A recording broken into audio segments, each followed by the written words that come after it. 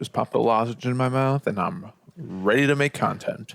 I was living on those last week. Man, when we got back from Portland, I had such a bad sore throat. Yeah, I guess I've had a sore throat since Portland, and I've just done nothing about it.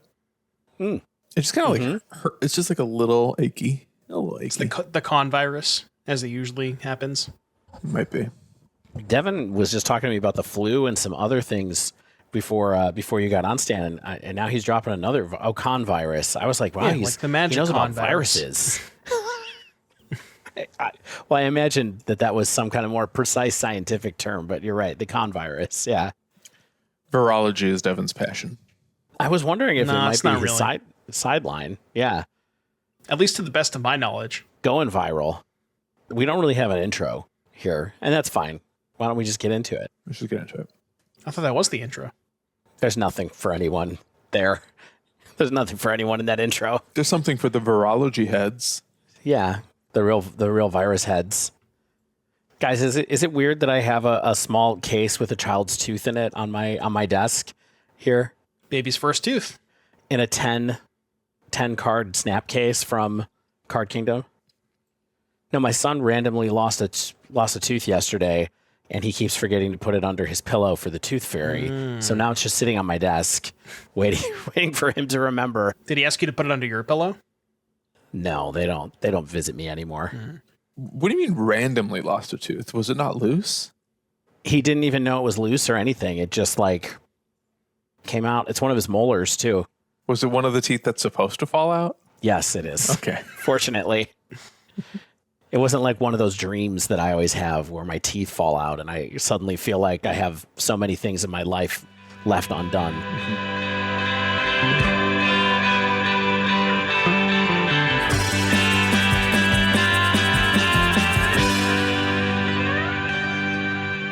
Hello and welcome to episode 309 of the Dive Down, a Magic the Gathering podcast focused on the latest decks, trends, and strategies for the casual spike. My name is Stanislav. Happy to be here in Chicago. It is a beautiful February. I think the high today was 15 degrees Fahrenheit. Yeah. Feels like negative 30, I believe. I was going to say, is it 15 above or below? It was the actual high was 15 above. I think the actual low, the non-wind chill low, was -6 here. Yeah. It's a bad one. I love it. I actually think all days should be this cold. Yeah. You know what's really great is that it's this cold, and this weekend, thousands of Magic players from all over the country are going to come rolling into Chicago to enjoy our temperatures. Didn't this happen last year for MagicCon Clue edition? You know what? You know what's funny? It was cold the first night, and then the second night, I remember when we went to the party at House of Blues, like we weren't wearing jackets at the party. I feel like we walked out and it was okay. No, there was a coat check, my friend. Oh, okay. Because it's the House of Blues. True. Also, one of the nights of MagicCon Chicago last year was a actual blizzard. I remember a bunch of people leaving the con and it snowing horizontally. Oh, yeah. Yeah, you're right. I remember all this now. Yeah, it was bad that week too. Yeah. Okay. And we had to huddle around Devin for warmth. Devin, who is here with us. I don't think that's true. Then No. and now, always begging us to huddle for warmth. And I am always happy to huddle. It's the only thing I'm good at. I think that weekend is what launched everybody's fiery passion for Balatro, though. If I remember that weekend was where we all ignited something. Well, yeah, that was the weekend that you showed it to me on your Switch in your basement, and I bought it and basically played it nonstop until a month ago. Yep. Yeah, that was the first time I played it too. Yeah. So I've introduced Devin, aka Doom Mike. I should probably introduce Dave, aka Harbarger. Mm-hmm. And I suppose I can even introduce this week's show. Please. It's packed. We're finally going to talk about a few Aetherdrift cards. We're not doing a full spoiler episode, and thank you everyone who replied to our call to action last week. We got a lot of responses on Spotify, like 11. Ooh. For what it's worth, that it might be worth looking at the comments on Spotify if you'd like to, Stan and Devin, to see what people had to say. Why are you making us do it? You look up the Spotify comments. I looked at them. Well, look again. Side note, I don't know if anybody knows how to do this. This little tangent. Is there a way to view Spotify comments on desktop? Because I've only been able to see them on mobile. Okay. It's only mobile, Got it. I think. Yeah. Yeah. Well, if it's anything like the comments we got via email and in our Discord, people were generally supportive of our decision to skip spoiler season. We're generally non-committal on our decision to, I guess, forego spoiler seasons in the future and left it to our judgment. And I'm glad they did because we are the podcasters in the house. I am a doctor of podcasting. We're going to talk about some Aetherdrift cards. Then we're going to dive into our long-awaited Green Sun Zenith episode. Did we somehow end up saving the best for last in our series on Modern's unbans? I think we're going to get to the bottom of that today. Yeah, I don't know. I don't want to hype people. Listen, this is not a masterclass in Titan. Okay? This is about Green Sun Zenith. Yes, it's a masterclass in Yawgmoth. Oh, sorry. Yeah, it's a masterclass in Mono green devotion. Full color on math. Yeah, exactly.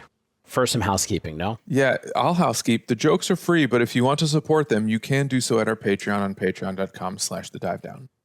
We do have a new patron to join the nation, and that is Evan A. Hi, Evan. Hey. Hey. How you doing? You can also support us through our online store, thedivedown.com/store. Whether you're Evan or someone else. We see people buying our swag. Thank you. I'm glad you like it. We saw people in swag in Portland. Lawson Zandy had one of our t-shirts on. A couple other people came by with the swag. Dave, can we make some more swag? Yeah, it's just, it always gets bumped down the list of, concentrating on existence and parenting and things like that. Yeah. I guess you are surrounded by loose teeth right now. Probably get that checked loose out. teeth and sick children. Yeah. Your children are sick, covered in tattoos. They always have a toothpick in their mouth. Yeah, they have the monster, the wraparounds. That's why you lost the tooth, right? Yeah, too much monster. Of course, longtime sponsor Heavy Play is still with us with a new promo code. The DiveDown 2025 gets you 10% off your first order at heavyplay.com. And promo code The DiveDown gets you 25% cash back after 3 months of service over at Mana Traders. I got to say, Mana Traders operating a little bit better than Magic Online these days. Once again, we're going through it again. It's been brutal. I don't know what happened, and it seems like every time there's like a new set that gets pushed out, but they just hit the wrong lever and everything breaks. Aetherdrift too fast for the Windows.NET framework. It's actually too slow. But you can join me for Dave's Limited Corner where we can talk about how unbelievably slow this set is. But speaking of, let's talk about the set. Yeah. I'm into it. I thought we would start with Green Sun Zenith, but let's start with Aetherdrift. I love it. Let's get Aetherdrift out of the way. New set, new cards. I think it's actually made a little bit more of an impact than some of us initially predicted. Dare I say? Dare. You dare. And the first card I'm going to tee off to you two is one that Dave was asking for in Portland a week ago, going around the table saying, hey, hi, do you have a Marauding Mako? Anyone open a Marauding Mako? Mm-hmm. I'll trade you. Or Mako, depending on if you like to pronounce things properly or not. It's Mako? I thought it was Mako. It's Mako? I think it's Mako. It's Mako? It's not Mako. No, okay. It's actually Balatro. I had this conversation on my stream today because I said Mako and my chat was yelling at me and they corrected me. It is actually Mako. It's definitely Mako, my friend. My whole life, I never realized that a shark could have a long A in it. It's a real type of fish, I think. Yeah, It's a kind of shark. Yeah, a Mako. I always thought it was a Mako shark. It's a Mako shark? That's what I was told. Look, I mean, Twitch chat is never wrong, so. Famously correct about most things, in fact. Yeah. So Marauding Mako has been appearing in Hollow One Shells. It's actually been pushing the Hollow One Shells, in some cases, right into mono red. But it's just sort of like a rule of 8 with Flameblade Adept. Yeah, there's two things going on here. It's like, do you want to play a list that is this mono red version that is playing with Adept? And then in the other Hollow One lists that are more mid-range, I guess, their Workers Bowmasters and Nethergoyf are still present in that list. So you're doing a bit more of a bigger game, and it's just straight up replacing Deathbright. Sorry, not Deathbright Shaman. I always say that. Dragon's Rage Channeler in it, which it in turn replaced Adept in those lists for just trying to be a higher quality card, basically. So that's what it kind of looked like, what was going on with that. There's been interesting results from both of these lists at different things. One of them came in second at the 10K in Portland, as we mentioned last week. And I saw that some of them have done pretty well in challenges. Maybe for posterity, we read the card. It is brand new. Sure. Marauding Mako, single red for a creature shark pirate. Rarity uncommon. Whenever you discard one or more cards, put that many +1/+1 counters on this creature. It also has cycling too. Of course, I don't need to remind you that cycling counts as discarding. Right. So you put it in the Hollow One deck because you're playing Faithless Looting, you're playing Burning Inquiry. I guess the mono red ones are also playing Goblin Lore. Some cases. There still are. Yeah. You have the Street Wraiths.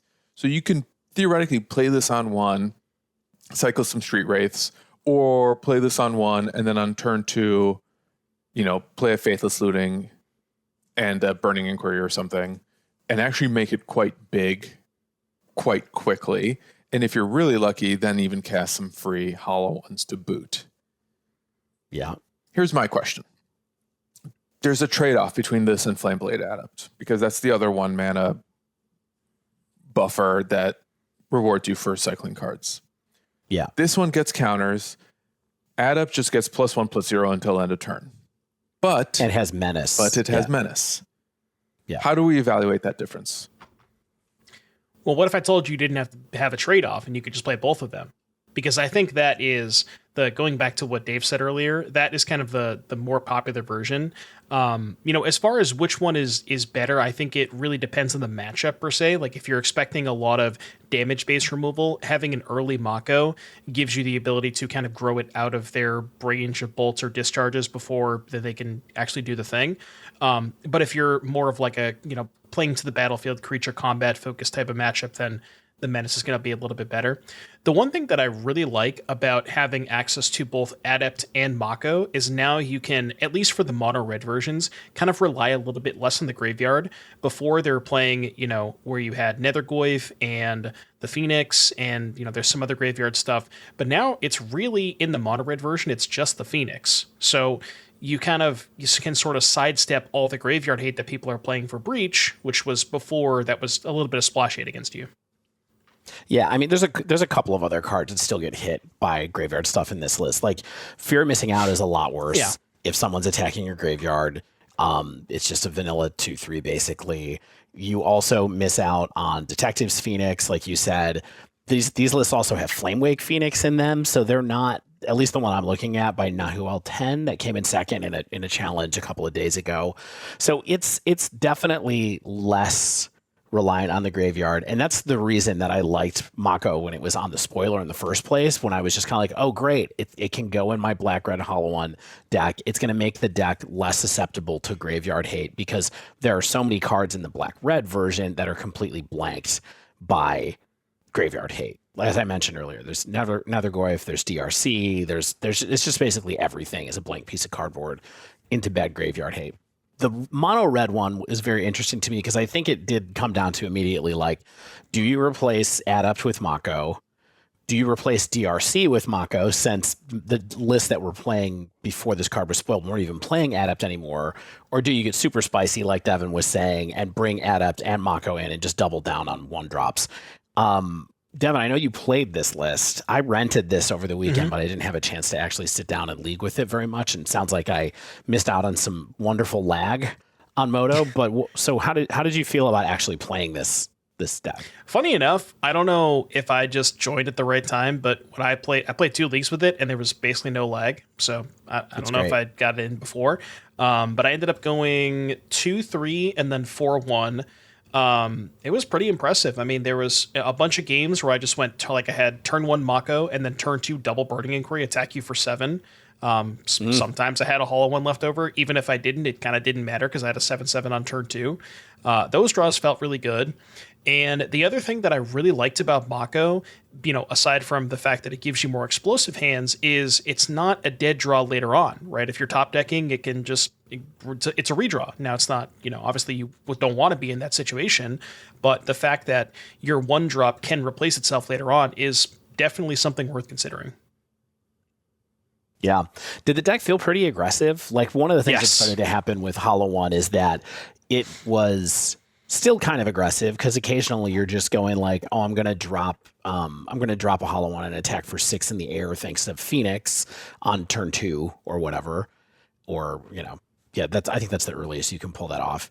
So this felt also aggressive, but in a smaller way, maybe, because it just had more threats that can get powered out right away. Yeah, and one thing that I found myself doing, which, maybe this is a product of me not playing the deck enough, but one thing I found myself doing was just mulliganing until I had a 1-drop.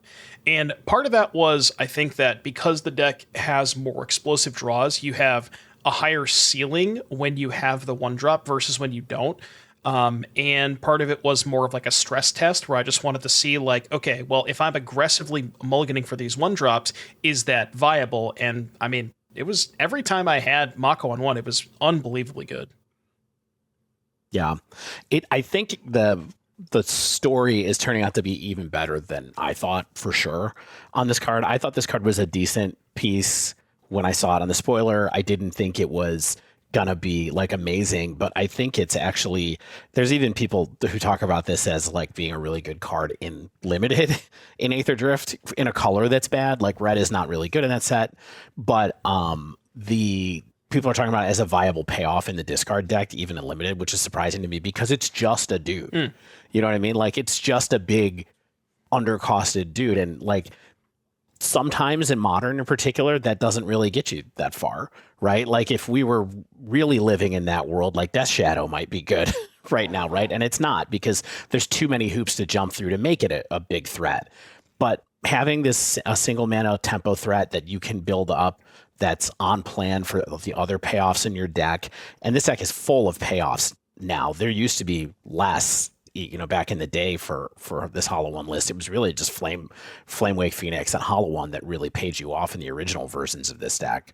So having, and Adept, of course, but having everything in here kind of work with that, being able to attack with something twice, maybe with flying, with fear of missing out, the deck looks a lot tighter to me than I thought it was going to coming out of the gates. This deck even has 4 Arena of Glory. Oh yeah, in it, and they were, so that's another. You bring up a very good point. The second 1-drop, now that you have 8 copies of the 1-drops, makes your arenas a lot better, because there's definitely a lot. I found myself in a lot of spots where I would just like turn 3, activate arena, play a Mako and a Flame Blade, and then fall with both haste, and then follow that up with a Burning Inquiry. And that was from nothing. I had nothing in play, and all of a sudden I'm attacking for 8 damage. Like, it's kind of crazy. And I imagine Faithless Looting and Burning Inquiries also make doubling up on arenas even better. Like, there's some corner cases where having 2 arenas on the board at the same time is okay, because then you could stagger how often you exert them. Generally, 1 is plenty, but anything beyond that first 1 or first 2 is overkill, and then Faithless Looting just converts them into actual action usually. Yeah, you definitely want to draw 1 every game, so I think playing 4 kind of makes sense to me. So I think we should move along. I think we should play a little Sleeve Belief even though we didn't play these cards. I didn't play these cards necessarily. Devin did. Is this a belief kind of level for us? Like, it's an okay deck, but it's not something that you must rush out to play. I mean, because I already own the cards, I'm gonna sleeve it, but that's because I don't have to go and buy anything. But it felt pretty good. I mean, I'm definitely into it. Yeah, same. I would have tried it this weekend if circumstances hadn't gotten in the way, but I'm definitely into it, and already have this deck sleeved, except for I need 2 more Makos. So, help a guy out. I'll give this a believe plus a couple of plus, like, custom +1/+1 die. I see what you did there. So there you go. It's a good one. All right. Next we have a new god in town, Ketramos, the New Dawn. This is 1 and a black for a 4/4? 4/5, isn't it? 4/4. 4/4. Okay. Legendary creature god, rarity mythic. With menace, lifelink, and indestructible. That seems pretty good. At 3 mana, I like rate, good stats. However, there's a catch. What's the catch? It can't attack or block unless there are 7 or more cards in exile. Ooh. Ouch. However, there's a silver lining. Whenever 1 or more cards are put into exile from graveyards and or the battlefield during your turn, you draw a card and lose 1 life. Yeah. I like that. That's a good ability. This card is nearly $60 right now. Well, it's our question to answer. Is it worth the price tag? I mean, I haven't played it. Like I said, I haven't had a chance to play I haven't either. Modern. However, I think, where this card is living is, take a guess, it's in Orzhov Blink. Wait, white-black card in Orzhov? You sure about that? Is it worth the price tag? I think if you can afford it, anything is worth the price tag. Here's why I think your question is actually interesting, and I'll try to answer it in earnest. This price tag isn't attached to anything other than its modern and commander playability. Although it's popping up in like some standard decks here and there. I'm seeing it in an Orzhov Stoneblade deck in Legacy. 9 copies of Ketramos dual commander decks. Oh, now we're talking. It's all because it's popping up in Orzhov Midrange in Modern, as well as Esper Murktide. It's like Dimir Oculus, but it adds white.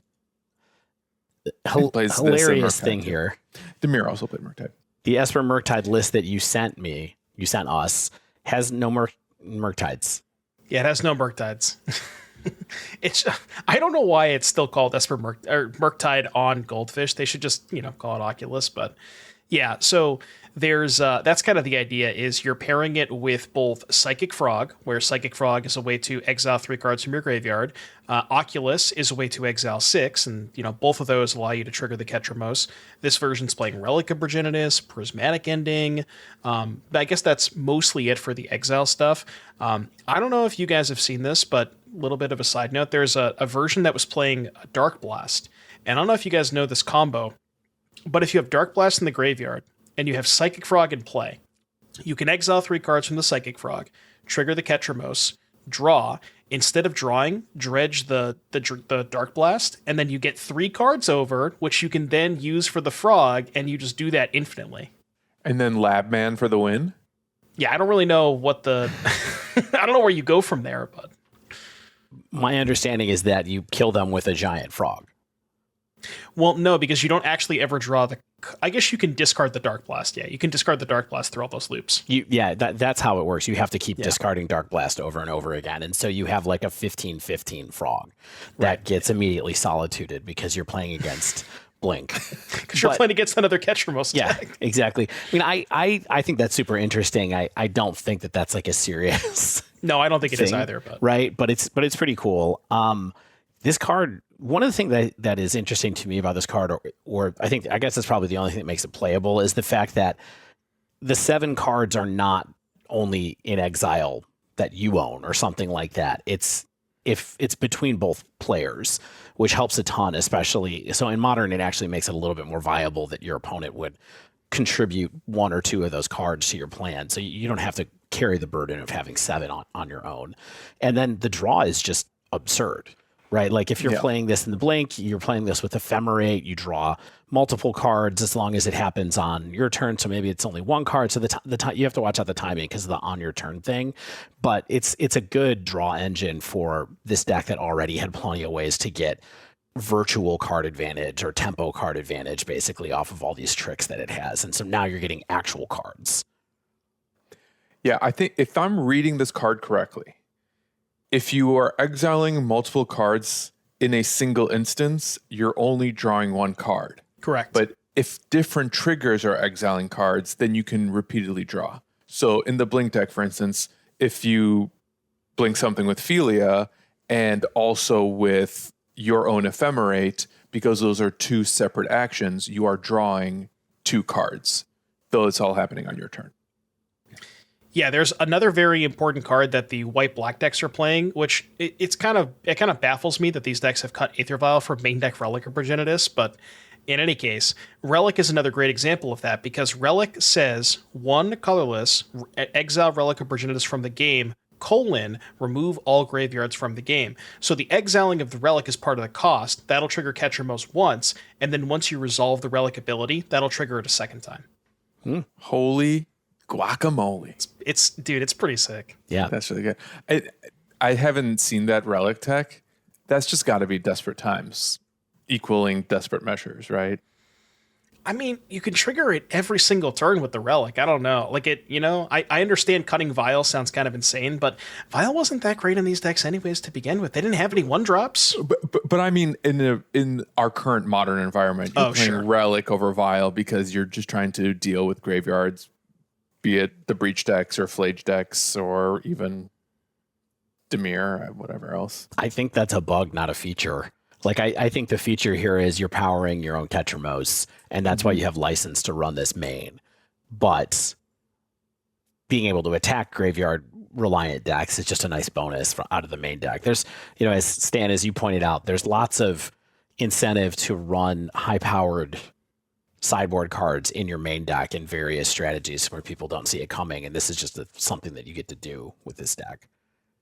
All right. I mean, I think this is really cool. Yeah, like they're already playing Bogart Trawler too, Yeah. Yeah, that's true. All right. Should we rate this card before we move on? Yes. A-? I thought, no, just leave, believe, heave. We're using our proprietary scale. Sorry. No, you're right. PG-13. Yes. PG-13. Believe plus.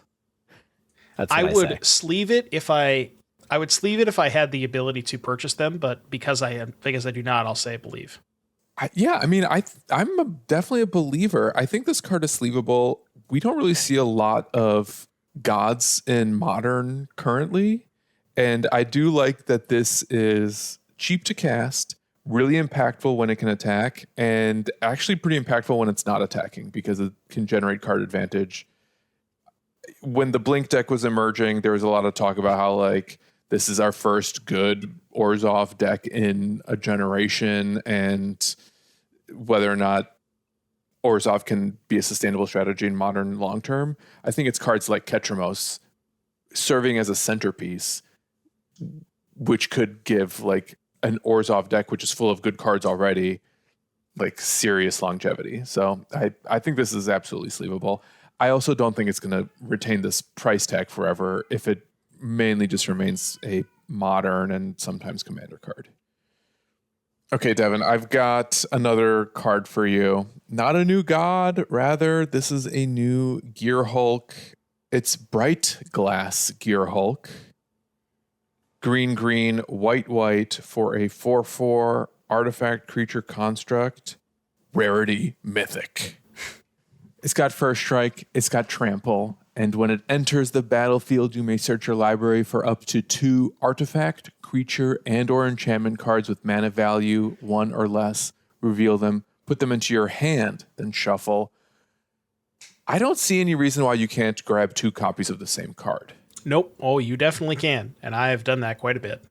Heck yeah. And I'm assuming you're doing that on the internet where you can't cheat. Yes. I mean, the extent of me playing with this card has mostly been in Standard. I haven't tried it in Modern myself, but I did want to put this one on the list because I did see some of the Birthing Ritual decks popping up with it.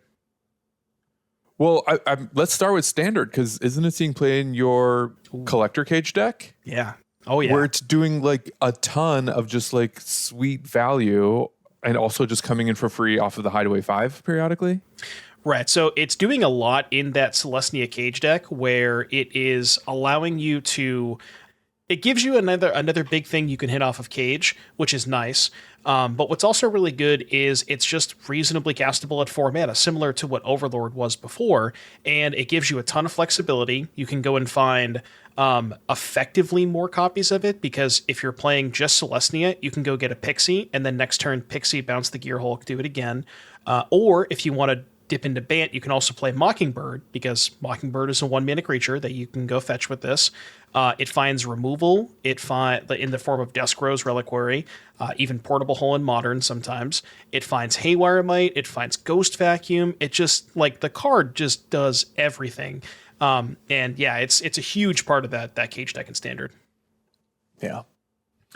Likewise, I'm seeing it appear in Modern Samwise combo decks, which, you know, we've referred to this deck a few times in passing. I used to have a buddy in Manchester, Tamash, who would do really well in Modern tournaments and RCQs, especially with Samwise. So I really learned to respect that combo.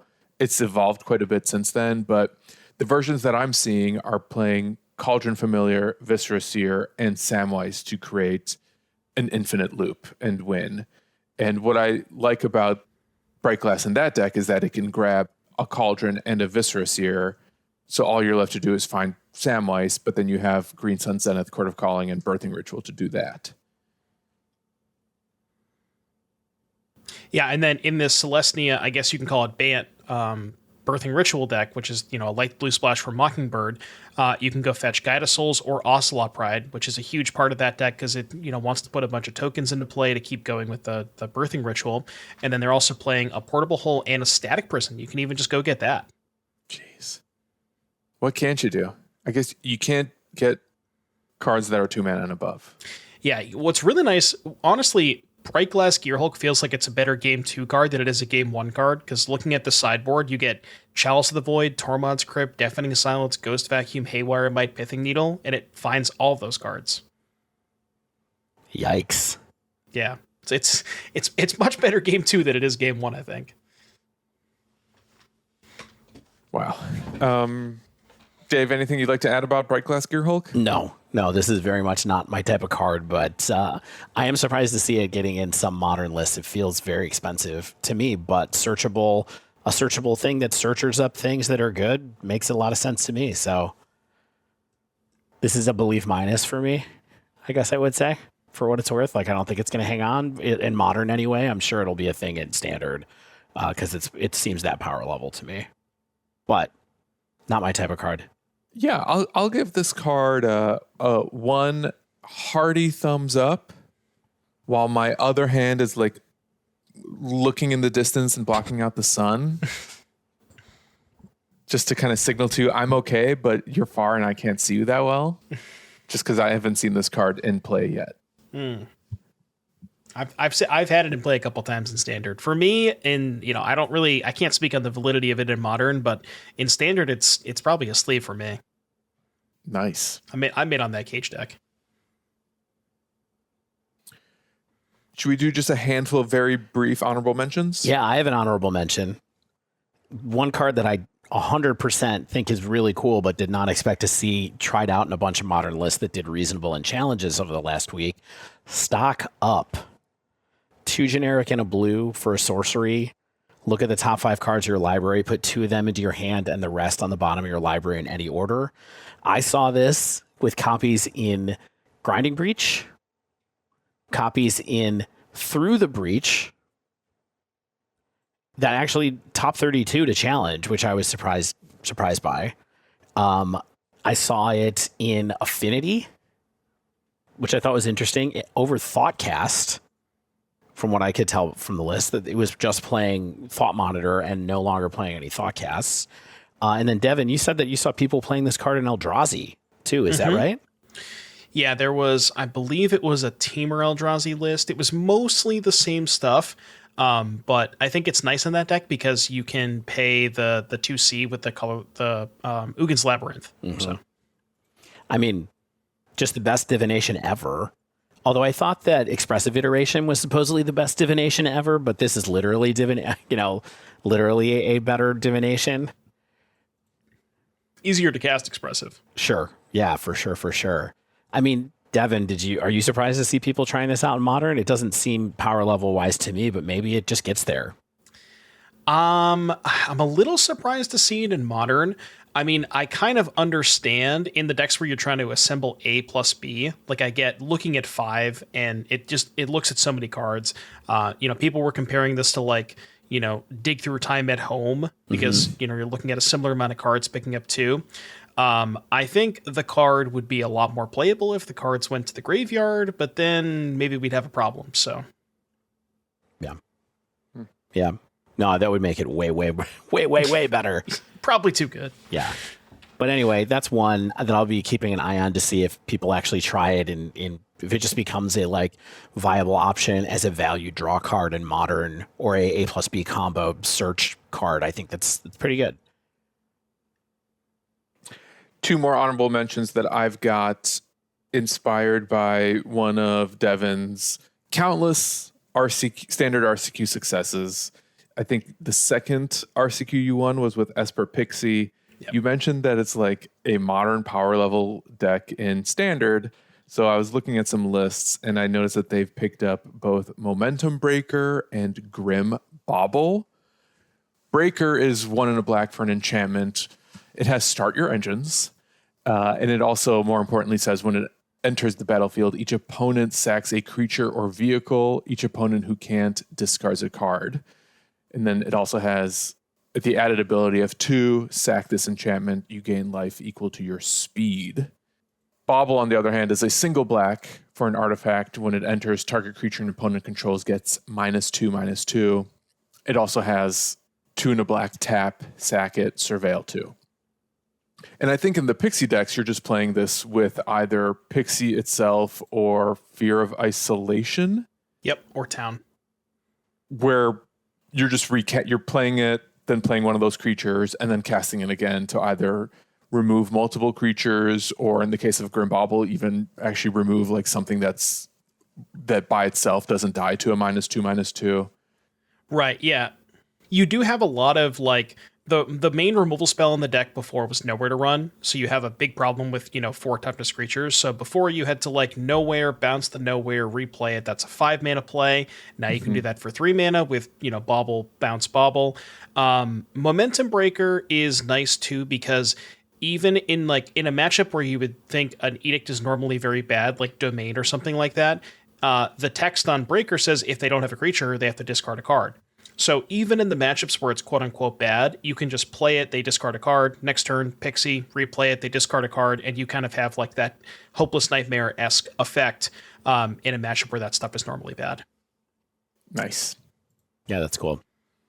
Haven't seen the Aether Spark. Haven't seen too many other cards beyond that. You will not be seeing the Aether Spark. Come on. Dave loves Aether Spark. I do. I got it in draft. I think it's cool. But yeah, we're not going to have it with Stoneforge. Too bad.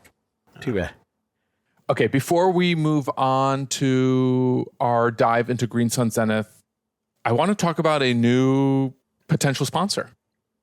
So a couple weeks ago, we heard from a company that has been on my radar for literal years that is aptly titled Magic Mind. And I first heard about Magic Mind because they are very active podcast sponsors, just like across podcasts. And one of my favorite comedy shows, You Made It Weird, has been talking about Magic Mind for literal years. So it's something that I've wanted to try forever. And then finally they reached out to us and invited us to try their product and talk about what it's like. And what it is a energy shot. It's like a green juice with caffeine, essentially. And they asked us to do a 7-day challenge and just talk about how we felt about it. So I've been drinking these daily energy shots for 1 week. And guys, can I just tell you, I'm so glad we got these for free because I truly, genuinely love them. And it's literally how I just start my day every day. I do it before I drink coffee, and it just wakes me up, and I'm just ready to go. And it just helps me get focused and remain unfrazzled while I get my kids ready for school. And then I can still have a cup of coffee as like part of my morning ritual. But now I just have this like tasty little green shot that just makes me feel better and awake and calm. And I'm really glad we got to try it. And I'm going to be drinking it for 1 more week at least, if I don't even re-up for more. And they've even given us a promo code to share with our listeners if they want to try it as well. Can you talk a little bit more about what is in it for people who are curious about what is in the Magic Mind? Yes, I'm so glad you asked, because it's a mental performance shot that does have a modest amount of caffeine. It's about 60 milligrams of caffeine, which I think is close to like a can of soda, so less than a cup of coffee. But what makes Magic Mind unique is that it pairs it with nootropics and other ingredients that are designed to make the caffeine just work better, last longer, and eliminate the crash that you get from a lot of coffee. So, true story about me, I have this espresso machine where I press a button and it pours a shot of espresso. And for a long time, I would just start every day with a shot of espresso just to like wake up. And there are days where I would be just so out of it because like my children would keep me up and my baby would decide to party at 4 a.m. And I would wake up and like do 2 or 3 shots of espresso. And sometimes that wasn't enough. Or it would just wake me up and like make me jittery and anxious and not feel good, even though I was technically not asleep anymore. And for whatever reason, I just feel a little bit differently when I do my Magic Mind shot in the morning. And it's this new thing. I'm really excited to try it. So who's to say like if it's the Magic Mind itself that's doing the work, or if it's the fact that it's just part of my morning routine and I'm still drinking Magic Mind and an espresso later. But all I can say for sure is that after I have one shot in the morning as part of my wake up ritual now, maybe it's the nootropics, maybe it's something else in there, but it just makes me feel good and ready. And I'm really grateful that I got to try it as part of the Dive Down. And it has magic in the name. Like, can you ask for a better product fit to work with us? That's probably how they found us. Stan, all I have to ask is, what's in your mouth? Currently Magic Mind. Perfect. Do the code. And if you want to try it, code DIVEDOWN, all one word, gets you 48% off your first subscription or just 20% off your first purchase of a Magic Mind kit. They also have magicmind.com/divedown. Not even a full sponsor yet. We're just trying each other out, but grateful to do so. Check it out for yourself if you're looking for something new to start your day with. Do you want to talk about something else, Green? I think this is the perfect transition. And something else that ostensibly gives energy because it's a sun, I guess. Yeah. A zenith of the mind, I would even say. Yeah. Can you search for Magic Mind and put it onto the battlefield with this card? Yeah, I think you can. Now, it only costs a single green to do that because Magic Mind is a Dryad Arbor, basically. It's a Dryad Arbor of the mind. All right, anyway. Green Sun Zenith. We're finally there. People have been wondering when we were going to complete this journey that started 6 weeks ago of us talking about cards that were unbanned 2 months ago. People have been wondering, and yet none of them have been asking us for it. It's the very quiet majority. You know, there's an expectation. What people don't like incomplete cycles. And so now we are completing the cycle. Yes. Green Sun Zenith. A card that I cast sometimes in my green-black elf commander deck. I cast it in Cube a lot. A card I think I have never cast in any place. Not even in Cube? I don't think I've ever cast it in Cube. All right. I like bad Cube decks. Hey, here's a CTA. Sam, put it in Cube. Let me get Crater Hoof Behemoth with it, with some shenanigans. All right, anyway. Green Sun Zenith, infamous card, long asked to be taken off of the ban list for a lot of people. We thought it was too good. We'll talk about at the end of this whether it is or not. Let's do it quick, though. Printed and mirrored in Besiege. That was February of 2011. So 14 years ago, this card came out.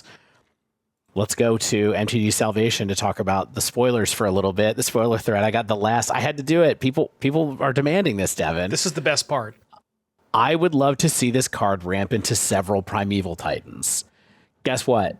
This card was legal in Standard at the same time as Primeval Titan was legal in Standard.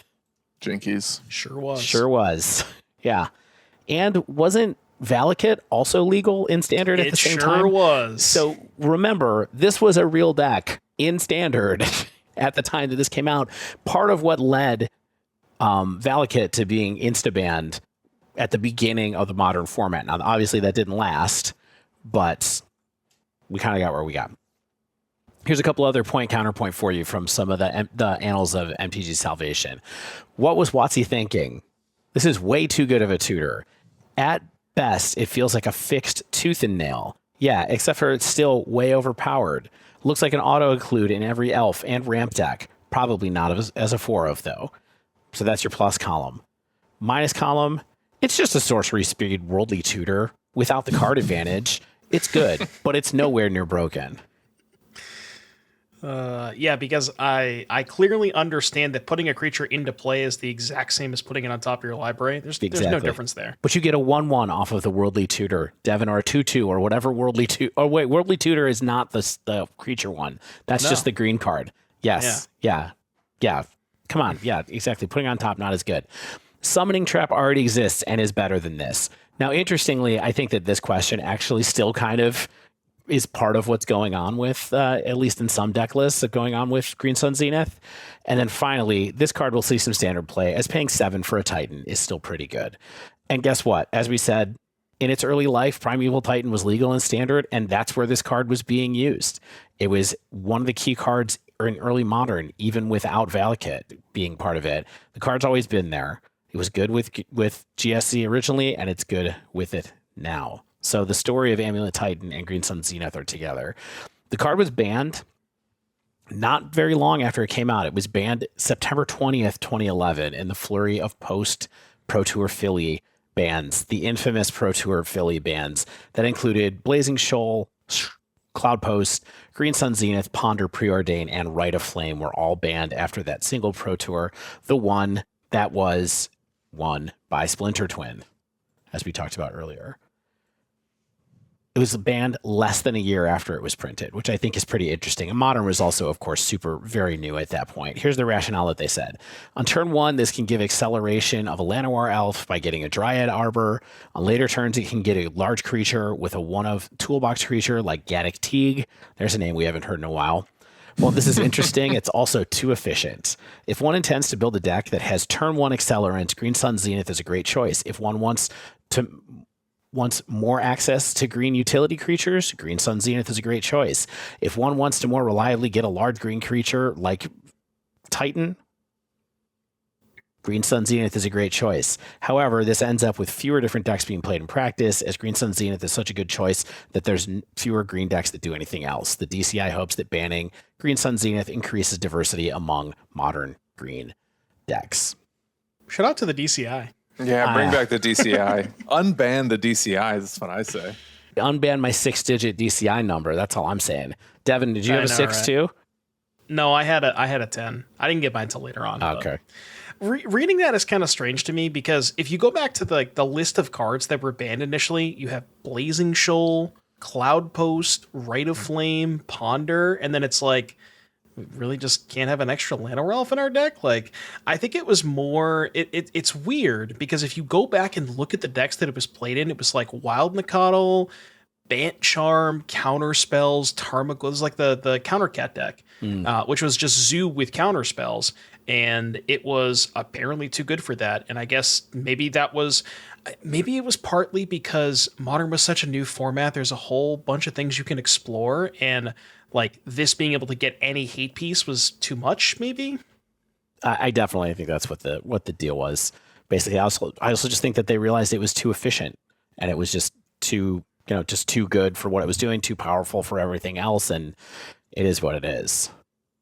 But the funny thing is that when it was unbanned in December, here's what they said: can elves make a resurgence? Modern Horizons 3's new to Modern reprints, Sylvan Safekeeper and Wirewood Symbiote might be tasty targets, or maybe some old favorites like Dryad Arbor and Primeval Titan will be entering more often as well. To help increase metagame diversity, Green Sun Zenith is unbanned in Modern. So they took it away to increase diversity, and they're bringing it back to increase diversity as well. It's a tough balance there. Different times. Yep, different times. Maybe they realize that having extra Llanowar elves is a good thing. Yeah, not well, it's too good bad. for the elf deck. It's good for the elf deck. And what's good for the elf deck is good for America. That's what I always say. Yeah. So what has it been doing now? I've been looking on Goldfish. I like this metric that I've kind of discovered in the advanced search area of Goldfish, where you can look at all the decks that are hits in tournaments, not user submitted decks, for certain cards. And so I did this check-in when we talked about Twin, talking about how small the number of results for Twin were. Green Sun Zenith has 1,050 results in tournaments, challenges, and leagues since it was unbanned. Mox Opal now has 2,231. When we looked at that at Splinter Twin about 3 or 4 weeks ago, it was around 1,000 for what it's worth. Faithless Looting has 953, and Twin still only has 93 entries in tournaments, challenges, and leagues. So Opal has doubled and Twin hasn't moved at all. Pretty much. I think Twin was at like 80 when we talked about it a couple weeks ago, or 70. Oh, God. I would also venture to guess that the Zenith numbers have been accelerating recently. They have been, as some for more sure. people are picking up Titan. Yes. Like after Dom's finish in Ottawa, after the win in Portland, like I'm sure there's other tournament finishes for Titan that I'm not remembering. Like I think people are starting to get wise to the power of Zenith in those decks. Yeah. I mean, it's just super efficient, right? It just costs an extra mana to go get the card directly from your deck and play it, put it into the battlefield. It's hard to draw up something that, if for green, that's easier to use and more efficient than that. And versatile. Yeah, and versatile, exactly. And so the things that it does, like they said it in the band announcement, it can ramp you. It can get a combo piece for you. It can get a hate piece for you. It can get just a value creature if that's what you need. There's no surprises there. It just tacks some mana onto all of them and lets you go on your merry way. And as a result, what we're seeing it in is basically 3-ish decks from what I looked at the last couple of days. It's Yawgmoth. It's in Sam combo for the tiny amount of people that are out there playing that. And it's in Titan. But the truth is, from what I looked at on Goldfish, like 90% of the results are Titan lists. Yawgmoth is very much at a low and an ebb in popularity. Sam is kind of a rogue deck. And so it's really in Titan. What's interesting to me about its use in Titan is that it's kind of like a way to enable the combo finishes. I think like that's the slot you would cite it there. But it's also the least versatile because Titan isn't playing a lot of green hate creatures. Like maybe it'll have an endurance, but you're not getting like Gadok Teagues or like I see some collector oofs, but the number of hate targets for Zenith are quite low there. Just because like the best thing Titan can do is not interact, it's just to get a Titan kill or a Valakut kill as quickly as possible. Well, and that's the thing that brings me to, I think, the really interesting question about this moment and this card and this deck, right? Because Titan is clearly on an upswing. There are lots of reasons that could be popular. It won the RC. It won the 10K after the RC. It even won one of the challenges this weekend, one of this on Sunday. So it's putting up results right now, at least anecdotally. I don't have like hard numbers for that, but it's putting up high profile numbers. But here's the thing that's fascinating to me. It's not in all Titan lists. Even now, it's in the sideboard. In most of them, from what I can see, like 90% of them at least have it in the 75. But it looked to me like only about 60% of Titan lists, maybe 2/3 of Titan lists have it main. And there's a third of them that people are just hanging out with it in their sideboard, and that's kind of it. So it comes to this, and here are 2 examples, by the way. They're from Sunday's Challenge. The winning list from Sunday's Challenge by Gurig has 4 Green Sun Zenith, a Scape Shift, an Aftermath Analyst, a Colossus, and a Dryad, plus Titans and kind of all the normal stuff that you expect. By comparison, Ice King 2525 came in 11th place, and they have 3 Scape Shifts, 3 Explore main, no Green Sun Zenith main, but 2 in the sideboard. And they have Lemira over Colossus, but otherwise it's the same creatures. There's lots of differences in these people's land suites. They both have 31 lands, but like the composition of those is vastly different. One of the people, Greg, who won, is playing Mycosynth Gardens as a 4-of, by the way. And I remember correctly, Ice King 2525, 0 copies of the Mycosynth Gardens in the 75. So it's pretty different. I really do look like I'm looking at a textbook straight up in a completely different language when I'm trying to compare these Same. lists, because I'm like, and why this and why handwear battlements, but not this, and like all these things. They do all seem to have the Lotus Field Mirror Pool Aftermath Analyst combo. Like that thing is still kind of kicking for sure. You know, and we don't have time to go super deep on this, but I think that my conclusion from this is like, I think it's Titan that's good right now, and not necessarily Green Sun Zenith that has made Titan good right now, is sort of the conclusion that I draw from this. The conclusion I draw is that Amulet has remained tier 0 or 1 through metas with KCI, Hogak, Eldrazi, Oko, Mox Opal, Treasure Cruise, Dictor Time, Faithless Looting, Golgari, Drave Troll. And to this day, the deck is always the most broken thing in Modern and just avoids bans by being hard to play. Yeah, I mean, the thing for me is, like Dave was saying, not everybody is playing the Zenith, and I think, nobody has come to a conclusion. And it almost seems to me that you can kind of, you don't really think of Titan as a deck with this much flexibility, but Zenith kind of allows you to do that, where you can sort of sculpt your deck in a different way. If you want to go more all in the combo, maybe you want to focus less on the Zeniths and kind of just lean more into the scape shift. Like you said, that one list had 3 scape shifts. And then if you want to maybe focus less on the combo and you have more sideboard bullets, like the list that won Portland, for example, had 3 Zenith in the main and then had a Grist in the sideboard. So, not everybody's doing that. It's just, I think people... Part of it is people maybe not necessarily have found like the stock list, and only Dom Harvey determines what stock. Yeah. So I guess when we zoom out from this further, because we can't go too deep on Titan, maybe we will someday. We've tried multiple times. Like it was literally our first deck dive on, I think, episode 3 or 4. I thought Dredge was our first one, but maybe it was Titan. Anyway, the takeaway that I have from this is Green Sun Zenith hasn't like super impacted the Modern format. It has allowed Yawgmoth to be playable at this point. It has become an important piece in Amulet Titan, but I don't think it's a linchpin of the deck necessarily. Like, I don't think it made it absurdly better. I think it made it better in the same way that, Mox Opal made Reach better. Maybe not even that much, probably.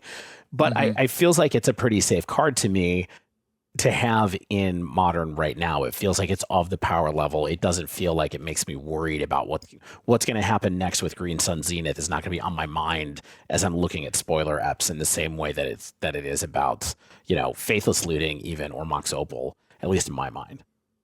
What do you guys think about that take as the bottom line of what Green Sun Zenith is right now in Modern? I like that a lot. I think it's interesting that when we look at green combo decks where Green Sun Zenith is good, they're really easy to disrupt compared to certain other non-green combo strategies. Something like Amulet Titan has a really hard time with Blood Moon, for example. Or even Damping Sphere, or even that one Dimir Planeswalker that prevents you from searching up your library and also graveyard. Oh, Ashiok. Ashiok. Thank you. Like there's a lot of like problematic hate pieces that green decks that would use Green Sun Zenith would struggle to beat, and Zenith doesn't like help you beat them necessarily. I think the same is true of Yawgmoth. Like a simple piece of graveyard hate shuts off the Yawgmoth combo, and potentially makes Green Sun Zenith a lot weaker there. I also think it's worth noting that when we look at the decks that play Zenith, I keep going back and forth between Zenith and Zenith. I haven't decided exactly how I want to pronounce it yet, so I'm just going to continue to use them interchangeably. Mako. Zenith. Yeah, it's like A-E, but they're kind of combined at the edges. Zenith. Yeah. Like the Yawgmoth deck pairs 4 Zenith with 4 Court of Calling. Amulet Titan is playing 3 Zenith with 3 Summoners Pact. I think if Zenith was like a critical linchpin to Titan, you'd be seeing 4 of them, and you'd be seeing more than just 6 tutors. I think these tutors offer like consistency to decks that are like really easy to disrupt, frequently on the fringes, if not just actually like kind of hard to play and wrong to play. So for that reason, yeah, Dave, I agree with your assessment. Like, I'm never really worried what Zenith is going to do. I'm more worried about like what crazy overpowered land are they going to print that like the Titan decks are going to be able to overexploit. Yeah. The only thing I would quickly say about what makes a little bit of sense for me, at least why it's a mix in Titan still, is you got to remember there's that one move where they Teleria West into Summoner's Pact into a Primeval Titan, and you can't do that with Zenith, right? You're just trying to draw into Zenith. So it's sort of like you can play less packs because you search it up with Teleria West, but also it's so easy to search up lands that you can kind of get there. Yeah. Yeah, I think a big thing for me in terms of just like the closing thoughts, I mean, going back to when it was initially banned, right? The format was, I don't even know if I want to say less powerful, because this was, you know, the first modern tournament where we had the Blazing Shoal Infect and Cloud Post decks and Full Powered Storm, but it's just different times, right? And the formats are balanced around different things. And I think that, you know, for now, Zenith is totally fine. I think that it is a good tool for the decks that have access to, and I think it is helping the right people in terms of like, you know, the decks that you want to prop up. And it, like, I think more so what I'm getting at is the Yawgmoths and Toolbox Creatures of the Worlds and things like that. But, you know, as we said, it's not even doing anything super broken and Titan. Not everybody's even playing it to begin with. I think what's interesting about Zenith, which is also true of Opal, is that if we see a ban because of Opal, like it might be Underworld Breach, and that's because Underworld Breach was always just kind of waiting to do something absurd. If we ever, years from now, see a ban because of Zenith, it'll probably be because Titan or something in the Titan deck was just doing something too absurd. Yeah, they printed a Field of the Dead or something like that. Yes, and like I think there's something to be said about these really powerful cards, you know, the 4 that they've now unbanned and we've all talked about, that kind of reveal to us that there were things happening under the hood in Modern that were not seeing the light of day because the supporting cast wasn't there to enable them. And now that the supporting cast is back, we can sort of redefine what the pillars of the format are and also redefine like what are appropriate power levels. And like, I think we're in a better world because we can play Zenith in decks like Samwise and Yawg, and also be a little bit more honest with ourselves about like whether or not Titan is playing on like the axis that we want Modern to operate in, or whether or not Breach is operating in the axis that we want Modern to operate in. So yeah, that's me trying to put a nice bow on this whole 6-week project, because like ultimately I think these bans have proven like really positive, even though like in a weird inadvertent way they may be like here and there breaking the format too. Bottom line for me, this whole thing makes me feel like we are definitely going to see more cards unbanned in the near future. Yeah, that's what I think. Yes. Yeah. I think they'll wait a little bit as an emergency, like keep it under glass until we need to get some positive vibes around Modern. But, you know, so I wouldn't expect anything in March, but I think that they're definitely going to be like, yeah, sure, we're ready to try Jite or whatever, or something else like that in the not too distant future. Yeah. You think no unbans in March? That's right. I don't think there'll be any unbans in March. Yeah. I think they'll wait until people are really Breach is mad. probably going to go, right? I don't know. We'll see. Maybe. I mean, please. Maybe. Yeah. Maybe. Because that's going to be after Charlotte. Like, Yeah. I think if Charlotte is another Portland, it's a done deal. Yep. Exactly. All right. But that wraps up this week's show. Yeah, Stan? I mean, sure, fine. Say it. Read the boilerplate. I do want to say before we go, if you're here this late, Stan and I are going to be around MagicCon Chicago this weekend. We hinted at the beginning. Yeah. I don't think we know exactly what we're doing yet, and I have many family obligations that complicate the time that I have available, but keep an eye on the dive me down. too. Yeah. What's that? Yeah. So keep an eye on our Blue Sky, and we will try to communicate there. Here's what I'll say about Magic on Chicago. I'm probably not playing. I'm probably primarily going as a journalist. Yeah. As is Dave. That's what I think too. Yeah. Dave, unless you decide to play. So like, I'm going to be coming in and out with my fancy media badge, especially on Friday and Sunday. Not sure if I'll have time to be there on Saturday. So like, you might get to see us like around the panels, or there's like a press area, or just kind of walking the floor. But if you want to connect, I'm always going to have some Dive Down swag with me. So reach out to us somehow, and we'll tell you when and where to find you, and we can connect, and we'll be happy to meet any of our listeners who are in Chicago this weekend. Yep. I'll be watching from my soapbox. Your soapbox. You getting ready to yell about something? No. You just want to be even taller. Yes. You got to see. Who knows? Maybe they'll ask us to commentate on the Pro Tour. That would be hilarious.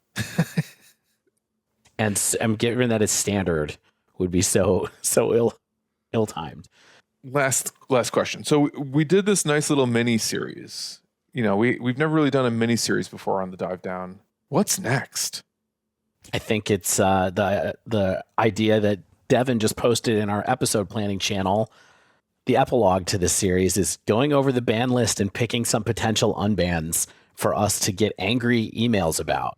Oh no! I love those are the best emails. Stir the pot. Yeah, but every other Magic podcast has already done that episode like 4 times in the last year. But we haven't. Yeah, but have they done it since the last ban list though? That's fair. I don't think they have. And maybe we can read the tea leaves in their ban list philosophy to try and extrapolate what the future may hold, which is clearly a faithless looting unban. Yeah. Sooner than later. Wait. And on that note, let's wrap up this week's show. If you haven't yet, make sure you subscribe to our podcast so you get the latest episodes as soon as they come out. And if you use Apple Podcasts, please leave us a rating and review. You can also reach out to us. We're on Blue Sky. We have an email address, thedivedown@gmail.com. Come find us. Support our show via Patreon at patreon.com/thedivedown, or at our store, thedivedown.com/store. We have some great sponsors, including Heavy Play. Gets you 10% off your first order at heavyplay.com with promo code thedivedown2025. Get some cash back from Mana Traders. 25% cash back after 3 months of using, after 3 months of having a Mana Traders account, with promo code TheDiveDown, all one word. We have a new partner, Magic Mind, for the next few weeks. Promo code DIVEDOWN gets you 48% off your first subscription, or 20% off a one-time purchase at magicmind.com/thedivedown. And our friends at Nerd Rage Gaming give you 8% off your order with promo code DIVE8. A lot of sponsors. We're gonna have to start cutting some of them loose. Starting with Dave, who's been putting a lot of his money into our Patreon. He is my richest friend, though, so I guess I'll take it. As always, special thanks to the bands Nowhere and Spaceblood for letting us use their music. And until next week, get out there and tutor something green with your Zenith.